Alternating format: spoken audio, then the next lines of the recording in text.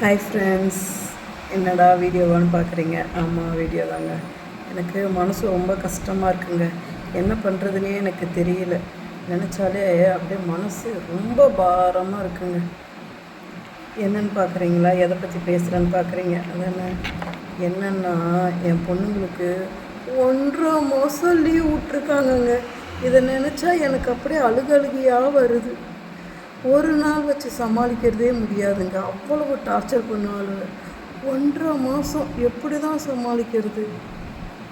நம்மளுக்கெல்லாம் ஸ்கூல் வச்சாங்களே, 1.5 மாதம் நீனா லீவ் விட்ருக்காங்க. கரெக்டாக மே 1 தாங்க லீவ் விடுவாங்க. நம்மளுக்கெல்லாம் அப்படி தான் விடுவாங்க. இதில் எங்கள் மேடம் இருக்காங்க பாருங்கள், சாட்டர்டேஸ் கூட ஸ்கூல் வைப்பாங்க.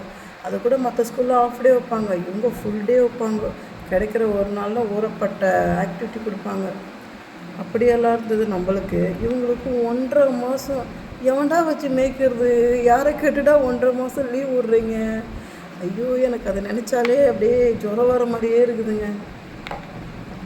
ஏன்னா ரெண்டும் அடிச்சுக்க ஆரம்பிச்சுதுன்னு வச்சுக்கோங்களேன், பயங்கரமாக கத்திப்பாங்க, பயங்கரமாக சண்டை போட்டுப்பாங்க.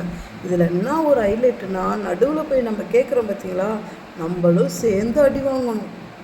அந்த அளவுக்கு டெரர் பேசுங்க. ஓகேங்களா? எனக்கு அதை நினச்சதான் மனசு ரொம்ப கஷ்டமாக இருக்குதுங்க.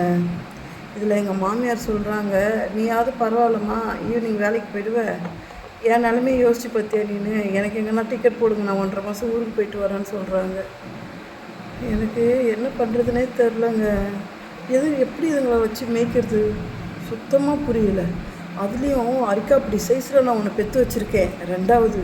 அது பேசும் பாருங்க பேச்சு, அப்பா அப்படியே தலையை பிச்சுட்டு ஓடிடலாமான்னு தோணும். அந்த அளவுக்கு டார்ச்சர் பண்ணுவாள்.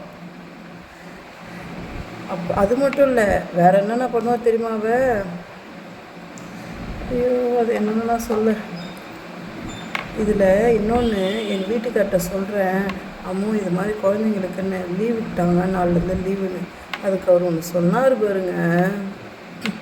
அப்படியாம்மா, சரிம்மா நீ வீட்டை மேனேஜ் பண்ணிக்கோ, வெளியூரில் வந்துட்டு வேலை இருக்குன்னு சொன்னாங்க, 1.5 மாதம் ஆகுமா, நான் போய் இருந்து செஞ்சுட்டு வரேன்றார். ஒரு நாள் ஈவினிங்கில் சமாளிக்கிறதுக்கே அவருக்கு அவ்வளோ கஷ்டமாக இருக்கும். நம்ம டெய்லியும் வச்சு சமாளிக்கிறோமே, நம்மளுக்கு எப்படி இருக்கும்? இப்போ இவர் இப்படி பேசுகிறாரு. எனக்கு இதை நினச்சா மனசு, ஐயோ எனக்கு என்ன சொல்கிறதுனே தெரில. எனக்கு அழுகழுகியாக வருது.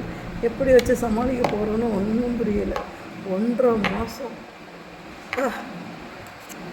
யாரை கேட்டியாட்டிங்கெல்லாம் லீவ் விட்றீங்க? எங்களெல்லாம் பார்த்தா உங்களுக்கு பாவமாக தெரியலையா?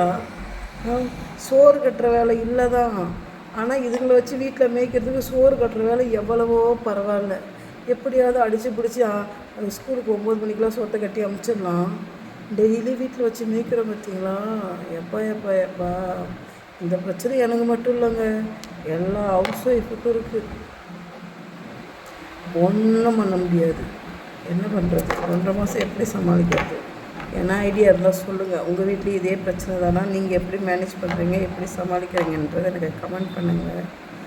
தயவுசெய்து கமெண்ட் பண்ணுங்கப்பா. எனக்கு என்ன பண்ணுறதுன்னு தெரியல. ஓகேங்களா? பாய்.